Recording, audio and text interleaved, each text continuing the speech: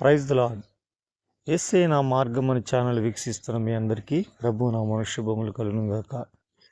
మరి నేటి దినం మన్నాగా కొరింథీయులకు రాసిన మొదటి పత్రిక 15వ అధ్యాయము 13వ వచనము, నేనేమై ఉన్నానో అది దేవుని కృప వలనే అయి ఉన్నాను.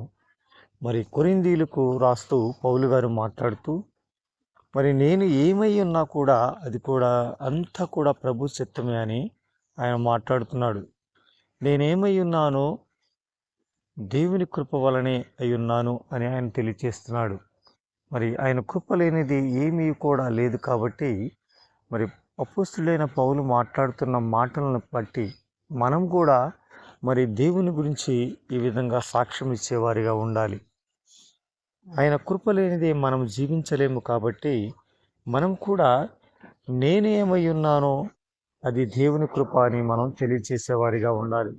మరి ఉదయకాల సమయంలో ప్రభువు మాట్లాడుతూ మరి మనకి ఈ వాగ్దానాన్ని జ్ఞాపకం చేస్తున్నాడు. పౌలు గారు మాట్లాడినటువంటి మాటల్ని మనకి ఒకసారి జ్ఞాపకం చేస్తూ, ఆయన కృప లేనిదే మేము జీవించలేమని మీరు మాట్లాడే విధంగా ఉండాలని ఆయన కోరుకుంటున్నాడు. మరి ఆ విధంగా మనం మాట్లాడేవారిగా ఉందాం. ఆమేన్.